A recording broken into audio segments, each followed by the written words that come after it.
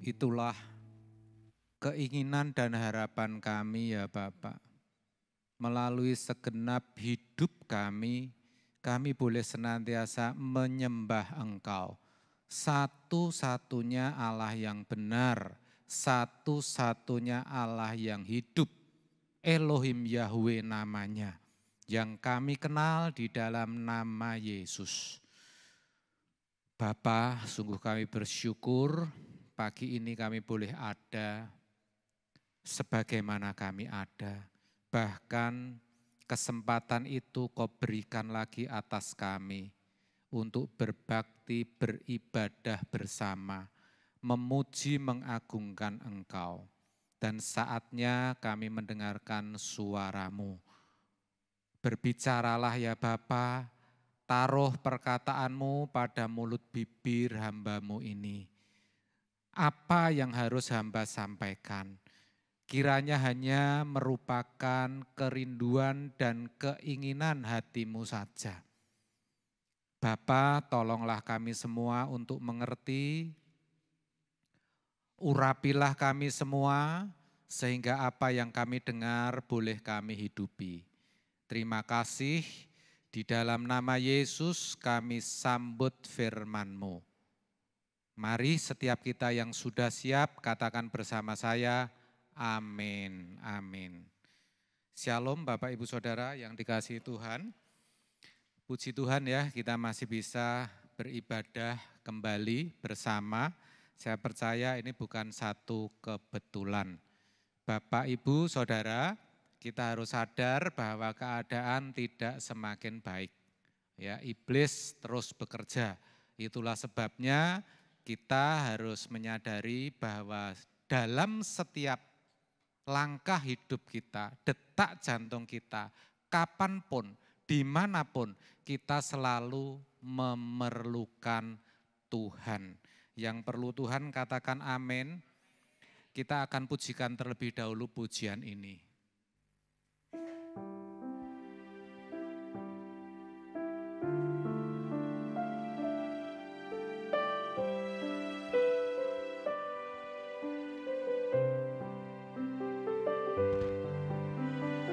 Ku perlu Kau Tuhan,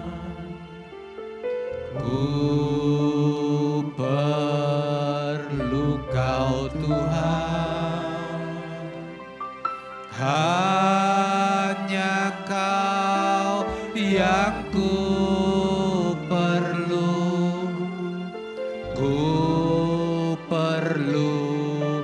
Tuhan. Ku perlu Kau Tuhan, ku perlu Kau Tuhan, hanya Kau yang ku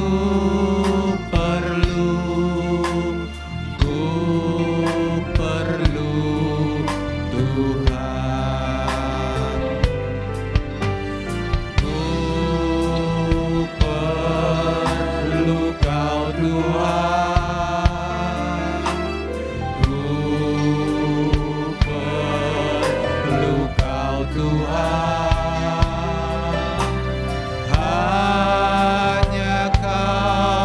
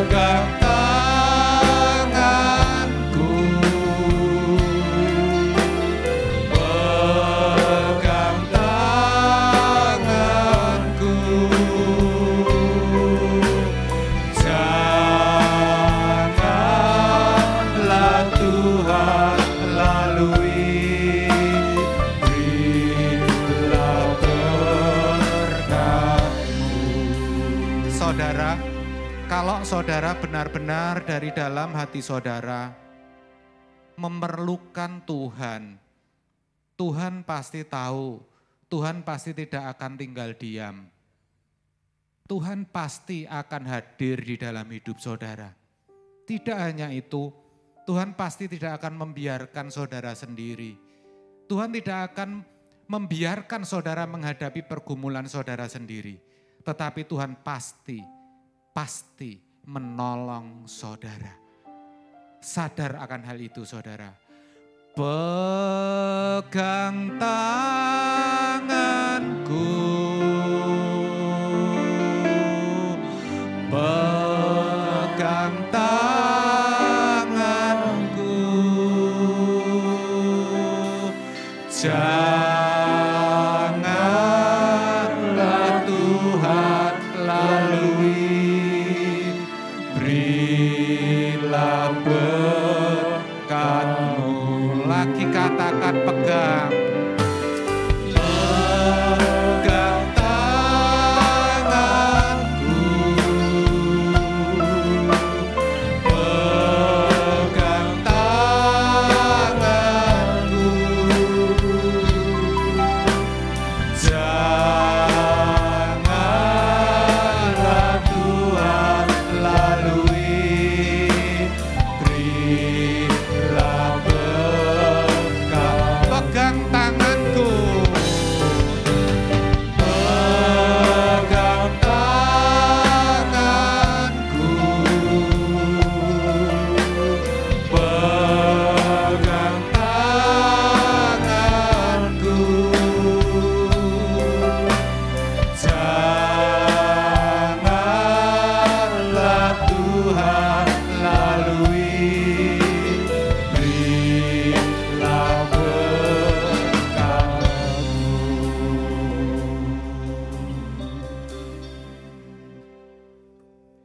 Terima kasih, silahkan duduk. Haleluya, saudara diberkati, Bapak Ibu Saudara, beri kemuliaan bagi Tuhan kita. Luar biasa Bapak Ibu, pagi ini kita akan langsung baca satu ayat kebenaran firman Tuhan yang akan kita kupas pada pagi hari ini. Yang mana terambil dari 1 Petrus 5 ayat yang ke-8. Saya ajak Bapak Ibu Saudara untuk bisa membacanya bersama-sama. 3, 2, 1. Sadarlah dan berjaga-jagalah. Lawanmu si iblis berjalan keliling sama seperti singa yang mengaum-ngaum dan mencari orang yang dapat ditelannya. Katakan amin ya. Puji Tuhan, ayat ini sungguh luar biasa karena ayat ini merupakan satu nasihat sekaligus peringatan yang Tuhan sampaikan kepada orang-orang percaya di hari-hari yang terakhir ini. Ya, di mana kita semua diminta untuk sadar. Dalam terjemahan bahasa Inggris dipakai kata alert. Dalam terjemahan lain dipakai kata waspada. Kita diminta untuk waspada dan berjaga-jagalah. Maksudnya berjaga-jaga itu bisa menguasai diri dengan baik.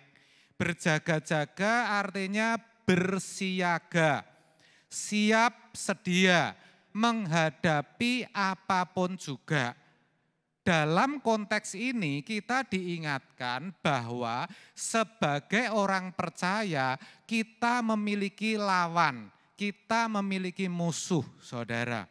Dan musuh kita itu bukan orang-orang serumah, suami, istri, anak, tetangga kanan kiri, ya, teman-teman di gereja, bukan saudara.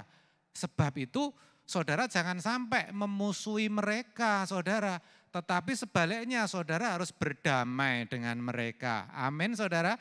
Kenapa? Karena di sini jelas dikatakan dan diingatkan bahwa musuh sejati, musuh kita sesungguhnya adalah iblis. Ya, iblis. di mana digambarkan sebagai singa. Ya, singa itu binatang buas. Singa itu digambarkan tidak sedang tidur lelap atau tidak sedang melakukan apapun, tetapi sedang berjalan. Berjalan kemana? Berjalan ke sana kemari, keliling saudara. Untuk apa? Bukan untuk melihat pemandangan, enggak saudara. Tapi jelas dikatakan untuk mencari orang yang dapat ditelannya. Bahkan digambarkan singa itu mengaum-ngaum, artinya lapar dan sudah tidak tahan lagi. Ya, ingin cepat-cepat menemukan orang, bukan rumput, bukan juga hewan yang lain, tapi siapa saudara? Orang. Orang siapa? Yang dapat ditelannya. Artinya orang yang tidak memiliki kesiapan, orang yang lengah, ya, orang yang tidak siaga, orang yang tidak waspada, dan orang yang dimaksud adalah saudara dan saya. Maka ayat ini mengingatkan supaya kita itu sadar dan berjaga-jaga. Ya, satu hal yang saudara harus tahu bahwa iblis itu diciptakan Allah jauh sebelum manusia, saudara. Dengan kata lain, iblis itu sudah ada sebelum dunia dijadikan. Iblis itu sangat jahat, licik, dan sangat berani. Jangankan Bapak, Ibu, Saudara, dan saya, apalagi saudara yang tidak sungguh-sungguh di dalam Tuhan. Ya, kepada Allah yang menciptakan saja, iblis ini memberontak, berusaha untuk menyamai Allah, saudara. Kita juga bisa lihat bahwa Adam pertama itu kena tipu dayanya. Akhirnya harus mengalami kematian. Harus putus hubungan dengan Allah. Tidak lagi memiliki keharmonisan dengan Allah. Kenapa? Gara-gara si iblis ini.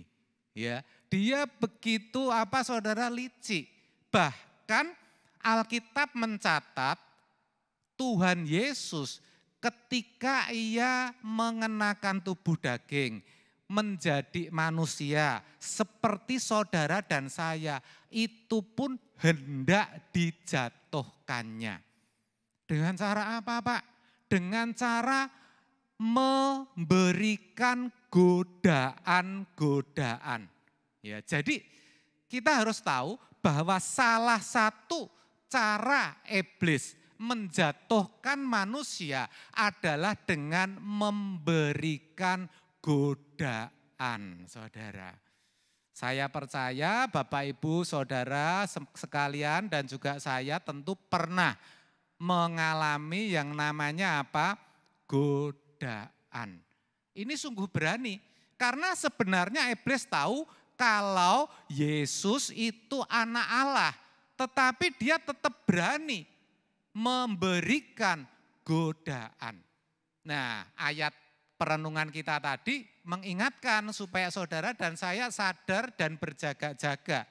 Itu artinya terhadap setiap godaan yang dilancarkan oleh si iblis. Amin, saudara.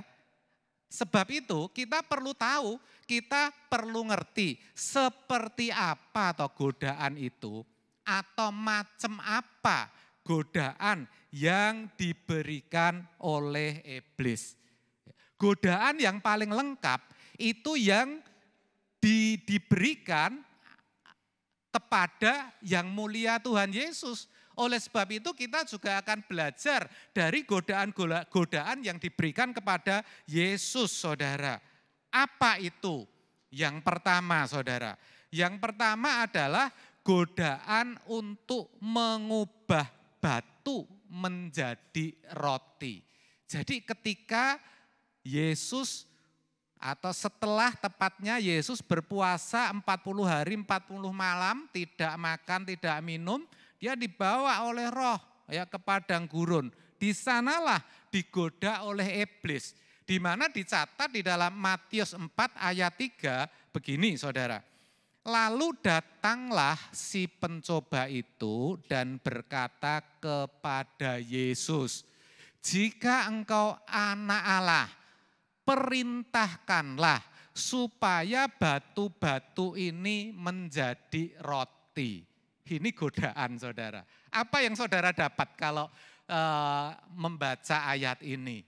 Saya renungkan Saudara, yang saya dapat bahwa iblis itu menggoda melalui adanya jalan pintas Saudara. Iblis berusaha menunjukkan kepada Yesus bahwa ada jalan pintas untuk mengatasi kelaparannya, Saudara. Ini merupakan godaan yang menyangkut keinginan daging. Bagaimana Tuhan Yesus digoda, dicoba supaya mau untuk menyelesaikan laparnya dengan jalan mengubah batu menjadi roti. Saya tanya Saudara, menurut Saudara Tuhan Yesus bisa enggak sih mengubah batu menjadi roti? Oh bisa, kalau mau bisa.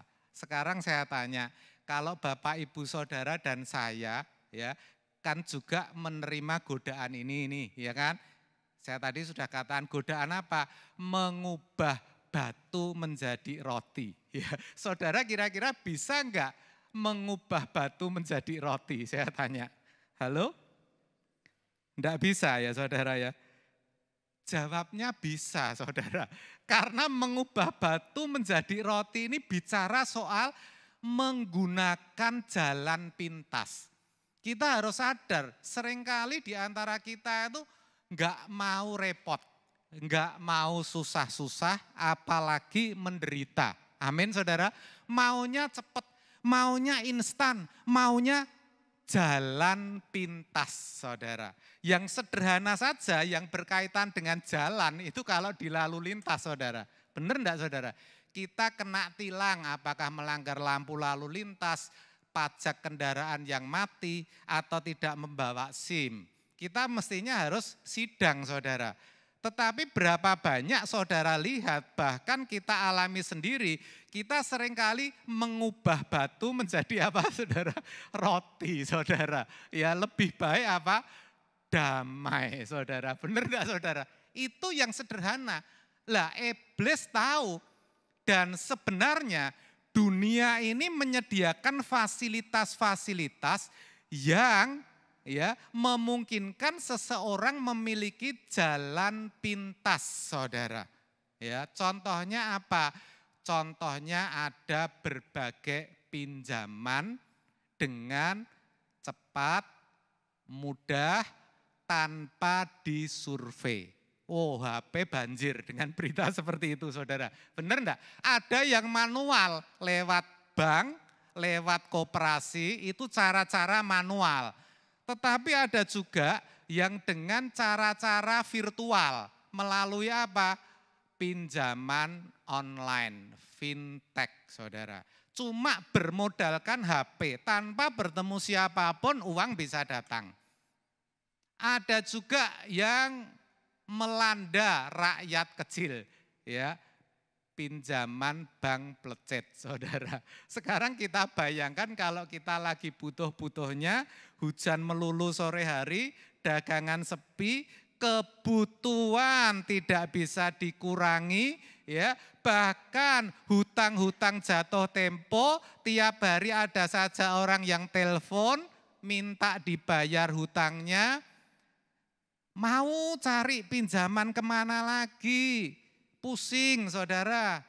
Tetapi tersedia jalan pintas ya. Kita bisa mengubah batu menjadi roti Saudara.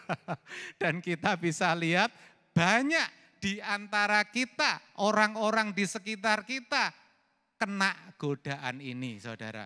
Akibatnya apa? Akibatnya ya menderita ujung-ujungnya, saudara. Gampang saja, ya.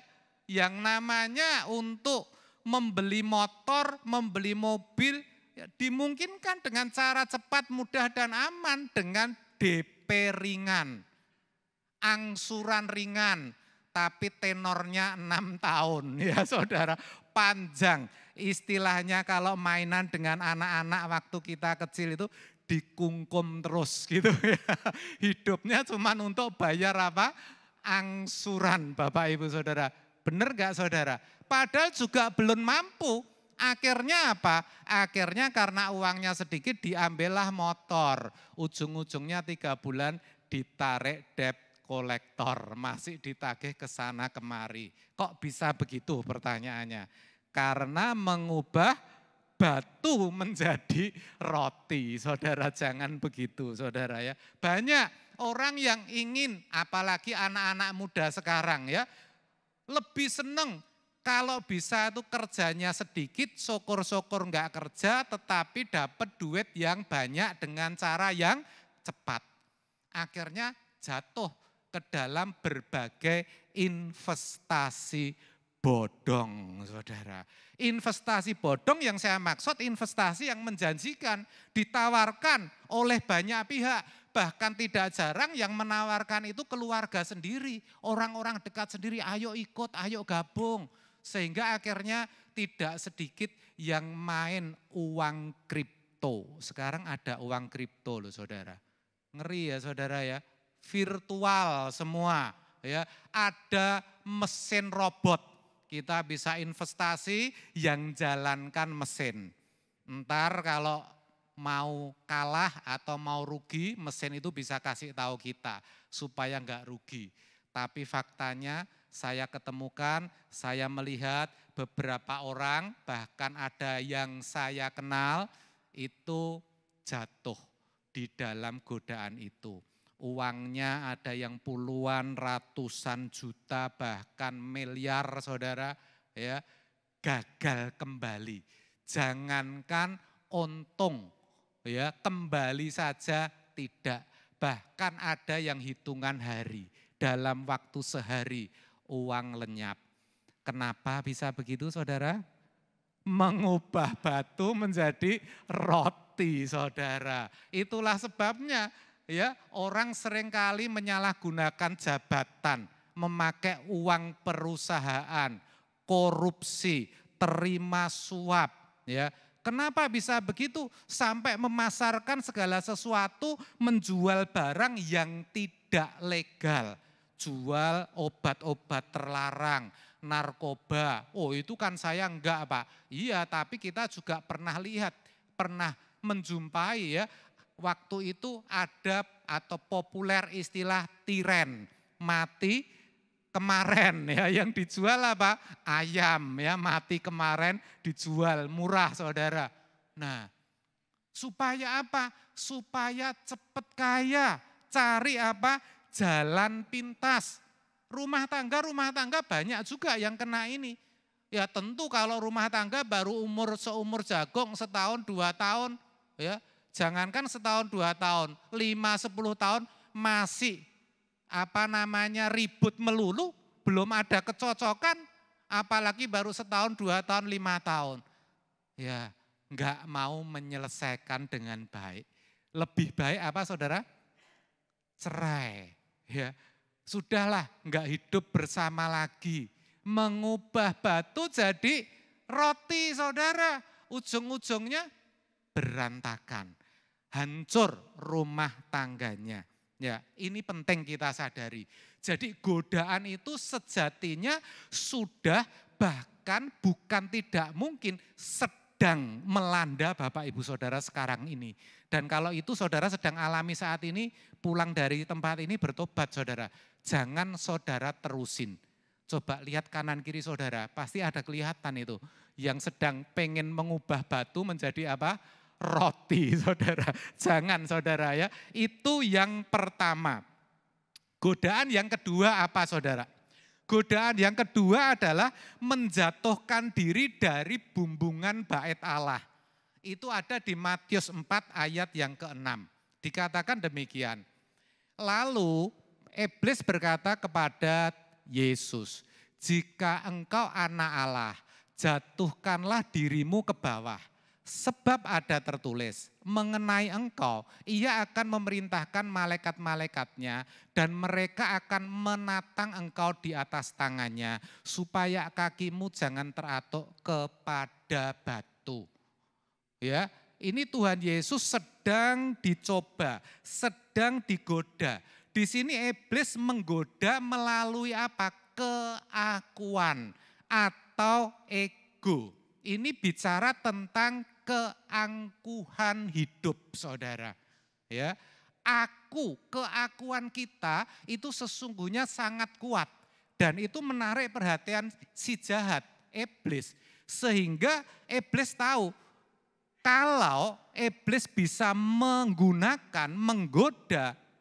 keakuan atau ego manusia, pasti manusia itu akan dapat ditelannya. Amin, saudara. Ini juga melanda di dalam kehidupan kita dan ini juga sangat mujarab, saudara. Itulah kenapa kita harus hati-hati, kita harus selalu memeriksa apa yang kita ucapkan, apa yang kita kerjakan setiap saat. Karena seringkali kita itu enggak sadar kalau kita itu sedang menjatuhkan diri dari bumbungan bait Allah. Ketika apa? Ketika kita berbicara kepada seseorang tanpa sadar itu kita menunjukkan kebisaan kita. Ya, kita tanpa sadar itu memperlihatkan aku loh yang menolong si itu. Aku loh yang menyelesaikan proyek itu. Bukan bermaksud apa-apa, tetapi sedikit ada niat dalam hati supaya dikagumi, supaya dipuji, saudara. Merasa sok tahu, ada orang bicara tentang satu hal, ikut nimbrung ngomong. Padahal cuman setengah tahu, bahkan sama sekali tidak tahu. Tapi apa, saudara? Sok tahu. Sukanya apa? Sombong. Apalagi kalau punya gelar, punya jabatan, punya kedudukan. Ketemu orang itu dicuekin, dipandang rendah. Kadang kita enggak sadar loh, saudara, melakukan itu. Makanya kita harus periksa diri, saudara. Nah, sejatinya ketika kita melakukan itu, kita sedang menjatuhkan diri dari bumbungan bait Allah. Kita menjatuhkan diri ke tangan iblis. Kita lagi berpindah dari tangan Allah ke tangan iblis, saudara. Mengerikan. Bagai kacang lupa kulitnya. Makanya ada orang tua sering ngomong, wah kalau bahasa Jawa nek ngerti ngono, pas isih bayi tak gecek, katanya seperti itu. Kalau tahu seperti itu, masih baru lahir itu aku bunuh. Karena apa? Setelah dibesarkan ya, jadi orang yang berhasil, disekolahkan, enggak tahu dengan orang tuanya.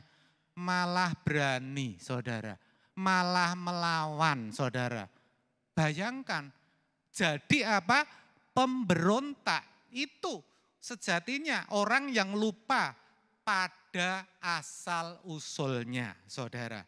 Ya, apalagi saudara, banyak ketika kita itu diperlakukan tidak pantas. Ya, kita di jalan diserempet, setelah diserempet orangnya melotot, saudara.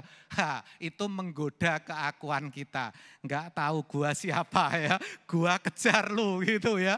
Kejar, saudara, kejar-kejaran. Nah, kita jatuh ke tangan siapa, saudara? Iblis. Waktu kita dibodoh-bodohin, kamu memang bodoh, tolol, begitu saja tidak bisa. Ya, gimana kalau kita dibegitukan? Itu belum diludahi loh, saudara, baru dibegitukan. Marah enggak, saudara?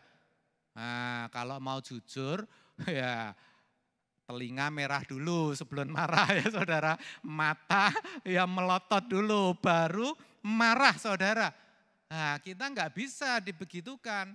Padahal Tuhan tidak menghendaki begitu. Seharusnya kita diem aja. Toh ada pengadilan Tuhan kok. Entar juga diadili oleh Tuhan. Amin saudara. Nah ini ada satu lagi contoh yang penting. Merasa kaya. Oh memang kaya saudara. Lah karena memang kaya kan merasa kaya saudara. Sok pokoknya apapun yang menjadi kemauannya, apapun yang menjadi hawa nafsunya harus bisa terlaksana, harus bisa dipenuhi. Lalu berusaha menguasai orang, berusaha mengatur orang. Apalagi kalau punya relasi pejabat saudara. Nah itu sering juga tidak disadari. Tetapi jangan salah, orang yang merasa kaya itu tidak selalu orang kaya. Yang ngerti katakan amin. Orang yang tidak punya pun banyak yang merasa kaya. Masa Pak? Loh lah iya saudara. Saudara pernah dengar enggak ungkapan besar pasak daripada tiang? Bahasa Jermannya geden piak kurang. Itu nanti pasti hancur saudara. Aduh, susah saya kalau lihat orang-orang seperti itu ya saudara ya. Wah punya hajat ya, wah besar-besaran. Habis itu besar-besaran juga apanya saudara? Bukan saya yang ngomong ya, saudara yang ngomong sendiri. Aduh sabar saudara. Ya seperti itu saudara. Lah banyak seperti itu. Pengen ya tetangganya punya ini mengenakan perhiasan baru kok suami saya nggak bisa ya belikan ya. Wah karena tadi ada pinjol apa saudara? Pinjaman online ya kan. Beli, nah, sekarang mudah semua ada di genggaman tangan kok saudara. Ya beli. Ada apa namanya kartu kredit, bisa kredit mau butuh apa? Pakaian, ya perhiasan, apapun. Mau makan pun yang harusnya bisa tunai digesek saudara. Aduh. Padahal apa? Bukan enggak boleh kalau saudara memang pantas untuk itu ya enggak apa-apa saudara. Lah yang jadi persoalan ini penghasilan saudara ini enggak mencukupi saudara. Akhirnya apa? Karena kartu kredit satu plafonnya enggak cukup buat kartu kredit lebih dari satu. Loh ini terjadi benar saudara. Saudara jangan ketawa saudara benar ya. Karena pinjaman ke sana kemari, kemarin hari Sabtu tuh saya ketemu teman saya itu sedang membicarakan seorang wanita, seorang istri. Kenapa dibicarakan? Karena dia kabur dari rumah. Sedangkan si suami itu ditanya, istrimu kemana? Kok enggak dicari enggak ada, jawabnya enggak tahu. Ditanya kabur kemana? Enggak tahu. Lah yang nyari ini mikir masa suaminya enggak tahu kemana istrinya kabur. Ya, kenapa kabur? Saya mau kasih tahu saudara, dia tidak bisa melunasi hutang-hutangnya. 300 JT saudara. Berat ya saudara. Kenapa bisa begitu saudara? Karena menjatuhkan diri dari bumbungan bait Allah saudara. Benar ya saudara? Karena apa? Geden, piak, kurang, cagak. Rumah itu kalau tiangnya kurang akan mudah roboh. Untungnya satu saudara. Apa saudara? Di tempat ini tidak ada. Ya, saya percaya di tempat ini tidak ada. Karena apa? Sudah bertobat. Beri kemuliaan buat Tuhan. Sudah bertobat saudara ya. Jadi udah gak ada lagi. Puji Tuhan ya. Yang ketiga apa saudara? Mengingini kerajaan dunia dan kemegahannya. Ya. Digoda supaya apa? Mengingini kerajaan dunia dan kemegahannya. Matius 4 ayat 8. Dikatakan dan iblis membawanya pula ke atas gunung yang sangat tinggi dan perhatikan memperlihatkan. Namanya memperlihatkan itu tidak memberikan saudara. Benar enggak saudara? Memperlihatkan berarti menggoda. Betul enggak? Memperlihatkan kepadanya semua kerajaan dunia dengan kemegahannya. Ya, nah kita memang tahu bahwa dunia itu semakin hari ya itu semakin canggih ya, semakin kelihatan atau sepertinya semakin nyaman untuk dihuni. Benar enggak saudara? Kenapa? Karena apapun yang kita butuhkan itu ada. Kalau dulu kan susah saudara. Dulu misalnya kita cari sesuatu saja susah sekali. Harus pergi keluar kota, harus mungkin ke satu tempat karena di kota itu tidak ada. Benar enggak saudara? Sekarang itu semua tersedia dalam jangkauan. Ya. Dan kompetitif serta variatif disediakan bagi segala lapisan. Yang namanya barang-barang itu dari barang-barang branded, barang-barang original, asli, sampai yang KW 1 sampai KW 10 itu ada semua saudara. Jadi siapapun yang membutuhkan itu bisa. Bahkan nggak perlu jauh-jauh, semua ada dalam genggaman saudara. Ya, asal kita punya HP, ada uang atau aplikasi bank di HP itu pasti bisa. Kalau enggak punya aplikasi bank Pak, asalkan ada pulsa semua bisa pakai GoPay. Saudara, mengerikan sekali. Semua bisa didapat. Yang mengherankan apa saudara? Yang namanya senpi, apa senpi? Senjata semacam pistol ya atau mungkin yang namanya narkoba ya. Bahkan cewek-cewek itu semua bisa diperoleh melalui apa? HP. Padahal itu kan barang haram saudara. Tetapi bisa ada aplikasinya. Coba dalam genggaman. Sepertinya dunia itu semakin nyaman. Tetapi sebenarnya tujuannya apa? Memarkir hidup kita di bumi. Kalau hidup kita sudah diparkir di bumi, kita lupa akan kekekalan. Kita tidak memperkarakan lagi yang namanya kekekalan. Karena kita merasa semua ada. Bahkan sepertinya, bahkan memang ada orang-orang tertentu yang merasa tidak membutuhkan Tuhan lagi, saudara. Amin, saudara. Padahal semuanya itu akan lenyap. Ya, ironi sekali, apa yang kita peroleh, apa yang kita perjuangkan mati-matian, sampai direwangi loro-lopo, sampai mengorbankan kesehatan keluarga. Akhirnya satu hari itu saudara lepaskan semua. Saudara lepaskan, enggak ada yang saudara bawa ketika menghadap Allah. Ya, ada satu pujian begini. Selamat malam saat berpisah, dunia yang selalu nampak indah, nyamannya, manisnya, aku tinggalkan untuk selamanya. Suatu hari nanti kan jadi, mentari takkan bersinar lagi, suasana mencekam, dunia yang semakin kelam.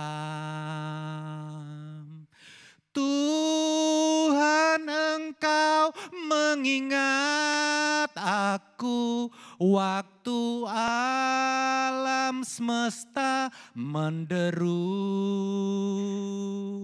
Engkau datang sebagai raja, menjemput orang saleh semua. Harimu yang mulia, ku harap segera tiba. Pujian ini mengingatkan kita, saudara, bahwa segala sesuatu itu hanya tampak indah. tapi sebenarnya sedang menggiring membawa kita kepada kebinasaan. Karena kita diparkir di bumi, padahal rumah kita di surga. Sia-sia Tuhan menyediakan tempat bagi kita. Kalau kita jatuh dalam percintaan dunia, saudara. Dan semua itu tadi seperti dituliskan di dalam 1 Yohanes 2 ayat yang ke-16. Ya, semua yang ada di dalam dunia, baik keinginan daging, keangkuhan hidup, atau keinginan mata, itu bukan berasal dari Bapa. Ayat ini sangat jelas, melainkan dari dunia, dari iblis. Ya, oleh sebab itu kita harus sadar, kita harus berjaga-jaga. Kapan? Setiap saat. Bagaimana cara kita berjaga-jaga? Ya mencontoh apa yang sudah dikerjakan Adam kedua, yaitu Tuhan Yesus. Di mana dia berhasil mengalahkan si jahat ketika digoda. Apa rahasianya? Memiliki ketaatan akan kehendak Bapa melalui firman-Nya. Setiap kali godaan datang, Tuhan Yesus mengatakan ada tertulis. Setiap kali ada godaan datang, Tuhan Yesus mengatakan ada tertulis. Itu artinya apa? Firman Tuhan. Tuhan, maksud saya Tuhan Yesus tidak menuruti atau menerima godaan itu. Tetapi Tuhan Yesus memilih taat kepada kehendak Bapa. Ya. Tuhan Yesus tahu dimanapun dia berada, dia harus taat, dia harus butuh Bapa di surga. Amin saudara. Makanya saudara, kita harus sadar bahwa kita itu memerlukan Tuhan setiap saat. Seperti pujian di awal tadi, ku perlu kau Tuhan. Dan kita harus berjaga-jaga. Ya. Kita harus berjaga-jaga, hidup di dalam firman-Nya, hidup di dalam kekudusan. Dan tidak lagi ada dalam percintaan dunia. Jangan saudara. Kalau sampai saudara jatuh ke dalam godaan, percuma saja tiap hari, tiap minggu saudara belajar seperti ini. Amin. Dan saudara percaya meskipun itu berat, merobek daging saudara sendiri, melawan keinginan saudara sendiri. Tetapi percayalah, kalau saudara punya tekad yang bulat, maka Roh Kudus akan memberikan kesanggupan kepada saudara. Amin saudara. Kiranya kebenaran ini boleh memberkati kita sekalian. Amin.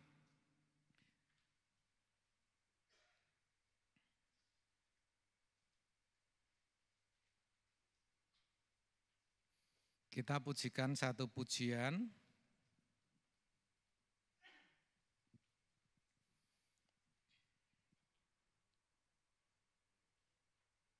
Tuhan perkenankan aku. Kita harus jadi sahabat Tuhan.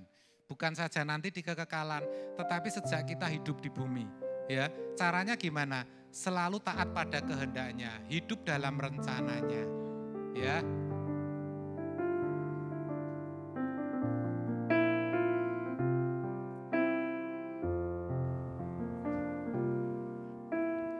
Tuhan perkenankan aku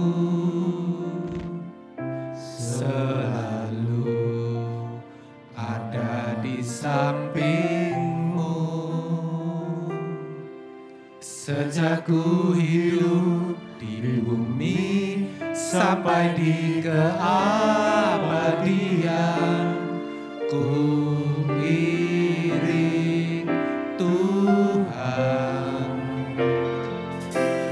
Tuhan, ku pegang janjiku, setia sebagai sahabatmu, senantiasa bersama menunaikan tugas Bapa selesai akhirnya. Ku bersedia hidup kudus tak bercela, takkan lagi dalam percintaan dunia. Ajarku berpikir seperti dirimu, bawaku Tuhan dalam perjuanganku. Mari kita pujikan dan kita hayati pujian ini. Tuhan, perkenankan aku selalu ada di sampingmu. Sejak ku hidup di bumi sampai di keabadian, ku iring Tuhan. Tuhan, ku pegang janjiku, setia sebagai sahabatmu, senantiasa bersama menunaikan tugas Bapa selesai akhirnya. Ku bersedia hidup kudus tak bercela, takkan lagi dalam percintaan dunia. Ajarku berpikir seperti dirimu, bawaku Tuhan dalam perjuanganku. Saya minta saudara bangkit berdiri. Kita pujikan perlahan dengan lebih lembut. Saudara bisa pujikan sendiri, sementara musik bisa mengalun dengan lembut.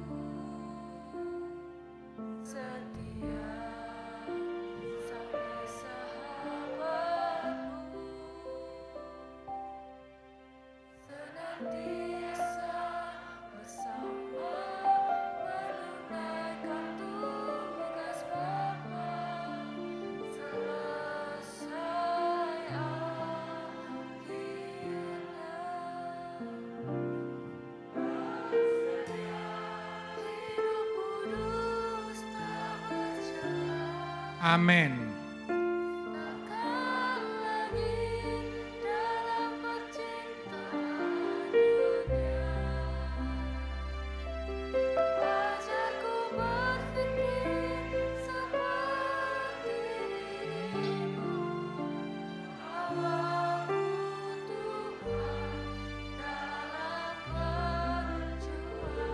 Sama-sama ku bersedia hidup kudus tak bercela, takkan lagi dalam percintaan dunia. Ajarku berpikir seperti dirimu, bawaku Tuhan dalam perjuanganku. Ku bersedia hidup kudus tak bercela, takkan lagi dalam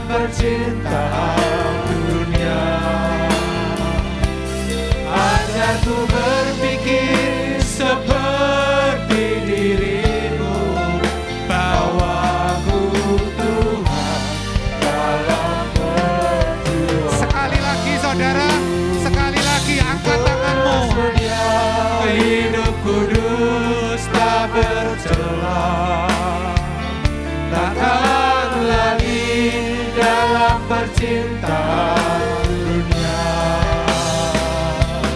Ajarku berpikir seperti dirimu, bawaku Tuhan dalam perjuanganku. Bawaku Tuhan dalam perjuanganku.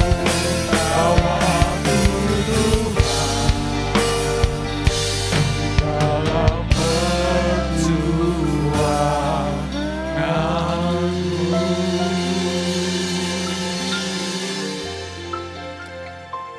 Terima kasih ya Bapa, oleh kebenaran firman-Mu yang kami dengar. Sungguh kami bersyukur, berterima kasih. Kau ingatkan agar kami senantiasa sadar dan berjaga-jaga.